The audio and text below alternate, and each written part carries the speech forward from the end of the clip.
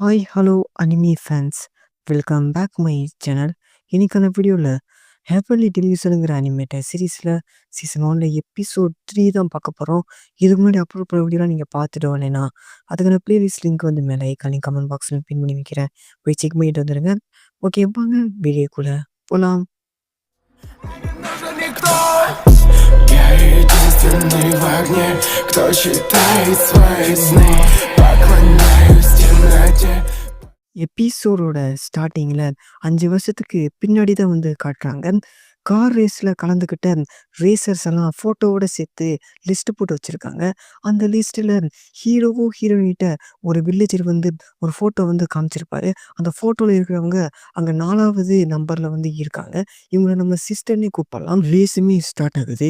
ஒரு பையன் 2 பேரை துரத்திட்டு போயிட்டு இருக்கான். அந்த 2 பேருமே அந்த பையனை அடித்து போடுறாங்க. இவனை நம்ம தம்பிக்காரனே கூப்பிடலாம். அப்போ ஒருத்தனுமே வந்துட்டு இந்த 2 பேரையும் அடித்து போட்டு தம்பிக்காரனை சேவ் பண்ணுறான். இவன் பேர் ராபினாமா. இவனுங்க 2 பேரும் இந்த ரேஸுக்கான டிக்கெட்டை ஃபேக்காக மேக் பண்ணி விற்றுருக்கானுங்க.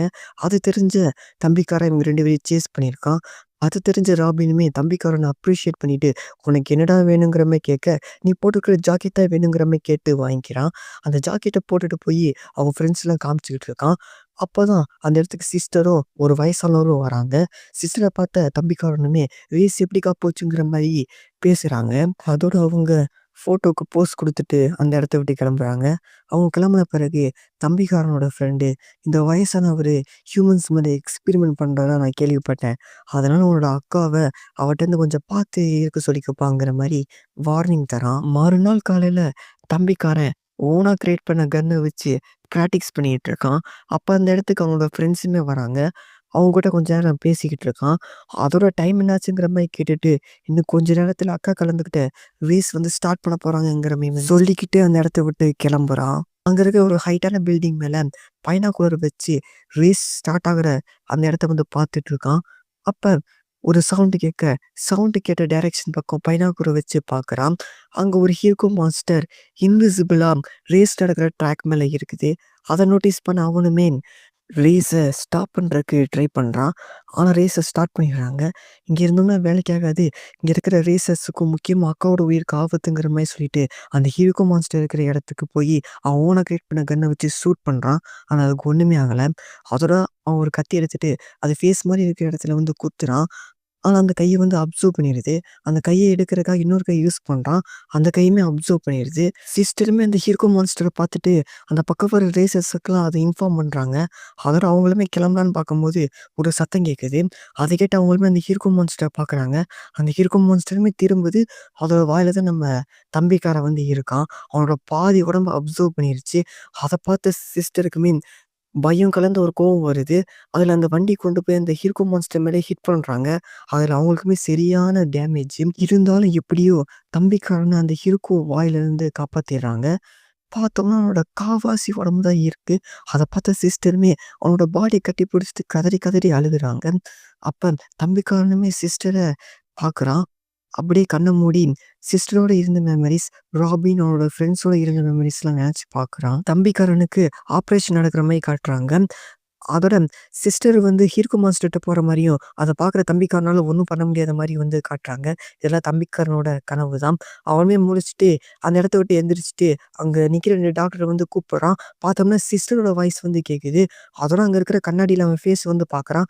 பார்த்தோம்னா சிஸ்டரோட ஃபேஸ் வந்து தெரியுது.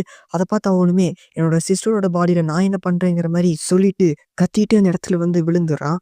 அதோட அந்த இடத்துக்கு டாக்டர்ஸுமே வந்துட்டு அவனுக்கு வந்து மயக்க இன்ஜெக்ஷன் வந்து போட்டு விட்றாங்க. தம்பிக்காரனை நம்ம ஹீரோயினே வந்து கூப்பிடலாம். ஹீரோயினுமே கண்ணை முழிச்சிட்டு அங்கே இருக்கிற டாக்டரை கூப்பிட்டு என்னாச்சுங்கிற மாதிரி கேட்க, ஹீரோக்கும் அட்டாக் பண்ணல, நீனும் உன் தம்பி ரொம்ப கிரிட்டிக்கலான கண்டிஷனில் வந்து இருந்தீங்க, அதில் ஒன்றே மட்டும் தான் என்னால் காப்பாற்ற முடிஞ்சுச்சு. இந்த ஆப்ரேஷன் பண்ணது வந்து அந்த வயசானவர் தான். இந்த ஆப்ரேஷன் பண்ணி முடிச்ச பிறகு அவர் இந்த இடத்த விட்டு கிளம்பிட்டாருங்கிற மாதிரி வந்து சொல்கிறாங்க. அதை கேட்ட ஹீரோயினுமே, இல்லையே நான் பார்க்கும்போது அக்கா நல்லா தானே இருந்தாங்கிற மாதிரி வந்து நினைக்கிறாங்க. அக்காவுக்கு என்னாச்சு? எதுக்காக இந்த ஆப்ரேஷன் வந்து நடத்துனாங்க? இந்த விஷயத்த பத்தி அந்த வயசானவருக்கு ராபின் வந்து தெரிஞ்சிருக்க வாய்ப்பு இருக்கு. அவங்கள்ட்ட போய் கேட்கணுங்கிற மாரி ஹீரோயின் வந்து முடிவு பண்றாங்க.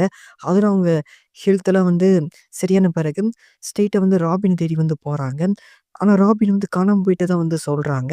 அதுல அவங்க தங்கியிருந்த இடத்துக்கு போய் பார்த்தோம்னா, அங்க யாருமே இல்ல.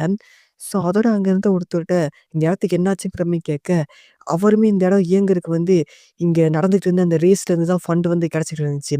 அந்த ரேஸோட இம்பார்ட்டன்டான ஒரு ரேஸ்ல வந்து இறந்து போயிட்டனால, இங்க இருந்த ஆட்களுக்கு வந்து ஹோப் வந்து போயிருச்சு. அதனால இந்த இடத்த விட்டு காலி பண்ணிட்டு போயிட்டாங்கங்கிற மாரி வந்து சொல்றாரு. ஹீரோயினி அவங்க தங்கியிருந்த அந்த ரூமுக்கு போயிட்டு பெட்ல படுத்துட்டு அழுகுறாங்க. ஏன்னா, அவங்களுக்கு இருந்த ஒரு ஹோப்புமே இப்ப இல்ல. அதோட ராபின் அந்த வயசானவரோட ஃபோட்டோவ எடுத்துட்டு ராபின் வந்து காணாம போயிட்டதா தான் வந்து சொல்றாங்க. அந்த வயசானவருமே இந்த இடத்த விட்டு போயிட்டதா தான் வந்து சொல்றாங்க. இவங்கள கண்டுபிடிச்சு நம்ம வந்து விசாரிக்கலாங்கிற மாரி ஒரு முடிவு வந்து எடுக்குறாங்க. கொடுக்குற வேலையெல்லாம் செஞ்சுக்கிட்டு, ஒரு பக்கம் இவங்கள தேடிக்கிட்டு வந்து இருந்திருக்காங்க. அப்படிதான் நம்ம ஹீரோவே வந்து ஹீரோயினி வந்து சந்திச்சிருக்காங்க. இந்த விஷயத்துல ஹீரோட்ட சொல்லிட்டு, "நான் ஒரு பையன்டா, என்னைய இப்ப நீ லவ் பண்ண மாட்டேல்லங்கிற" மாரி வந்து கேட்க, அதுக்கு ஹீரோவுமே, "அதுக்கெல்லாம் வாய்ப்பில்லங்கிற" மாரி வந்து சொல்றான். அதெல்லாம் உனக்கு ராபின் வந்து பிடிக்குமாங்கிற மாரி வந்து கேட்க, அதுக்கு ஹீரோயினி, "ராபினோட ஃபேமிலி மெம்பர் மாரி தான். எனக்கு அவன பிடிக்குங்கிற" மாரி வந்து சொல்றாங்க. அது கேட்ட ஹீரோவுமே சோகமாறான். அத பார்த்த ஹீரோயினி, "நாங்க 2 பேரும் பசங்கடா, நாங்க 2 பேரும் எப்புட்றா லவ் பண்றதுங்கிற" மாரி வந்து கேட்குறாங்க. ஸோ அதோட "டைம் ஆயிருச்சு நீ படுங்கிற" மாரி வந்து சொல்ல, நம்ம ஹீரோவுமே படுக்க போறான். அப்போ ஒரு சவுண்ட் கேட்குது. அத கேட்ட ஹீரோவுமே, "இப்போ உங்களுக்கு என்னடா வேணுங்கிற" மாரி ஃப்ரஸ்ட்ரேட் ஆயி வந்து கேட்குறான். பார்த்தோம்னா ஒரு ஹியூகோ மான்ஸ்டர் வந்து அவங்க இருக்கிற கப்பலுக்கு வந்து வந்திருக்கு. ஸோ இது பார்க்கறதுக்கு கோனா வரைஞ்ச டிராயிங் மாரியே இருக்கு. கோனா ஒரு குழந்தைய வந்து டிரா பண்ணிட்டு இருக்கான். ஸோ அத பார்த்த ஒரு பொண்ணுமே, "இந்த டிராயிங் வந்து எனக்கு தரியாங்கிற" மாரி கேட்க, அதுக்கு கோனாமே, "இந்த டிராயிங் வந்து நான் டோக்கியோக்கு தரேன்னு சொல்லிட்டு ப்ராமிஸ் பண்ணிட்டேன். நெக்ஸ்ட் டைம் வரையில நான் வந்து உனக்கு தரேங்கிற" மாரி வந்து சொல்லிட்டு இருக்கான். அப்ப டோக்கியோ அந்த இடத்துக்கு வந்துடுறா. அதோட ஒரு ரோபோவுமே இப்படி படுத்திருக்க கூடாதுங்கிற மாரி சொல்லிட்டு அந்த பொண்ண விரட்டி விட்டுறாங்க. ஸோ அதோட அந்த பொண்ண டோக்கியோமே இழுத்துட்டு போயிட்டு, "நீ எதுக்கு கோலா வரையிற டிராயிங்லாம் வந்து கேட்டுட்டு இருக்கங்கிற" மாரி இன்டைரக்ட்டா கேட்க, அதுக்கு அந்த பொண்ணுமே, "கோலா வரையிற டிராயிங்லாம் ரொம்ப வித்தியாசமா இருக்கு. இப்ப வரையிற டிராயிங்ல இருக்கிற பேபிக்கு கூட ஃபேஸ் இருக்கு. ஆனா நான் பார்த்த பேபிக்கு வந்து ஃபேஸ் இல்லங்கிற" மாரி வந்து சொல்றாங்க. அத கேட்ட டோக்கியோமே, "இங்க எதுடா குழந்தங்கிற" மாரி வந்து யோசிக்கிறாங்க. இந்த இடத்துல இந்த எபிசோட் முடியுது. இவங்க இருக்கிற அந்த இடத்துல பிறந்த குழந்தைங்க வந்து இல்ல. ஸோ அதனால தான் அந்த பொண்ணு பிறந்த குழந்தைங்களுக்கு ஃபேஸ் இல்ல நான் பார்த்தேங்கிற மாரி சொன்ன விஷயத்த டோக்கியோ வந்து ஆச்சரியமா வந்து கேட்டிருப்பாங்க. தம்பிக்கானோட பிரெயின் எடுத்து சிஸ்டரோட பாடியில வந்து ஃபிக்ஸ் பண்ணியிருப்பாங்க.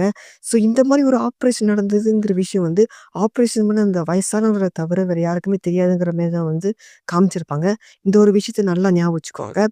ஸோ தேங்க்ஸ் ஃபார் வாட்சிங். Bye guys. பை.